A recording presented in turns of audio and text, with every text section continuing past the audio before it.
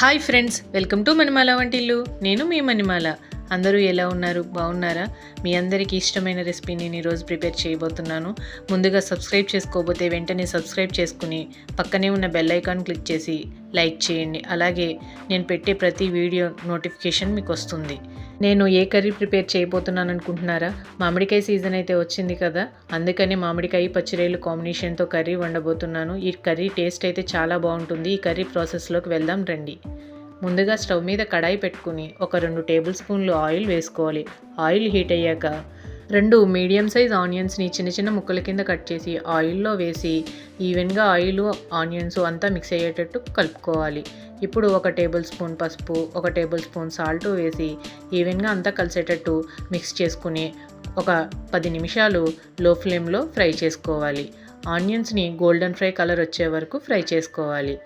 నేను ఈ కర్రీకి ఒక 1/2 కిలో పచ్చిరొయ్యలు అయితే తీసుకున్నాను. వాటిని శుభ్రంగా చేయించుకుని పసుపు ఉప్పు వేసి ఉడకబెట్టి కొంచెం ఆయిల్ వేసి ఫ్రై చేసుకున్నాను. వాటిని కూడా ఆనియన్స్ గోల్డెన్ ఫ్రై కలర్ వచ్చాక ఆనియన్స్లో వేసి ఈవెన్గా అంతా కలిసేటట్టు మిక్స్ చేసి ఫ్రై చేసుకోవాలి. అలాగే 2 పచ్చిమిరపకాయలు కూడా చీలికల కింద చీలుకొని వేసుకోవాలి.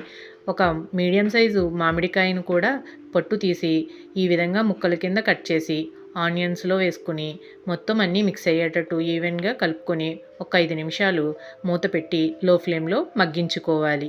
మామిడికాయ ముక్క మగ్గే వరకు ఈ విధంగా మూత పెట్టి మగ్గించడం వల్ల మామిడికాయ ముక్క అనేది త్వరగా మెత్తగా ఉడుకుతుంది.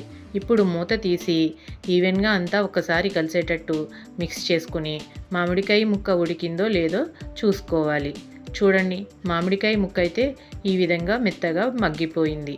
ఇప్పుడు మనం ఇందులో 1 టేబుల్ స్పూన్ కారం, 1/4 టేబుల్ స్పూన్ ధనియాల పొడి, 1/4 టేబుల్ స్పూన్ జీలకర్ర పౌడర్ వేసుకుని ఈవెన్గా అంతా కలిసేటట్టు మిక్స్ చేసుకోవాలి.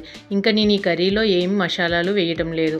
ఆ మసాలాలు వేయటం వల్ల ఫ్లేవర్ అనేది మ్యాంగో టేస్ట్ అనేది పోతుంది. అందుకు ఇందులో ఎటువంటి మసాలాలు వేయటం లేదు. ధనియాలు జీలకర్ర పౌడర్ మాత్రమే. ఇప్పుడు ఒక 1/2 గ్లాస్ వాటర్ వేసుకుని ఈవెన్గా అంతా కలిసేటట్టు మిక్స్ చేసుకుని మూత పెట్టి ఒక 5 నిమిషాలు ఉడికించుకోవాలి.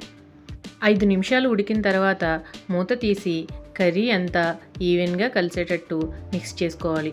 ఈ కర్రీ అనేది చాలా ఫాస్ట్గా త్వరగా కుక్ అవుతుంది. ఎవరైనా ఈజీగా ప్రిపేర్ చేసుకోవచ్చు. ఇంకా మూత పెట్టకుండా 1 నిమిషం ఇలా ఉడికించుకుని కలుపుకోవాలి. చూసారా, ఈ కన్సిస్టెన్సీలో ఉన్నప్పుడే కర్రీని మనం స్టవ్ ఆఫ్ చేసుకోవాలి. కర్రీ అయితే రెడీ అయింది. కర్రీ చల్లారిన తర్వాత మనకి ఈ కన్సిస్టెన్సీలో ఉంటుంది.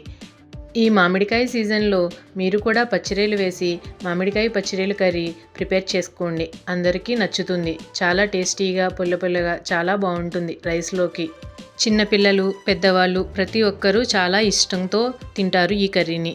మీరు కూడా తప్పనిసరిగా మీ ఇంట్లో ట్రై చేయండి. మీకు కనుక మా వీడియో నచ్చినట్లయితే ప్లీజ్ లైక్ చేయండి, షేర్ చేయండి, సబ్స్క్రైబ్ చేసుకోండి. అలాగే పక్కనే ఉన్న బెల్ ఐకాన్ కూడా క్లిక్ చేయండి. అలాగే యూట్యూబ్లోకి వెళ్ళి మిగిలిన వీడియోస్ కూడా చూడండి. చాలా టేస్టీగా చాలా బాగుంటాయి కర్రీస్ అన్నీ.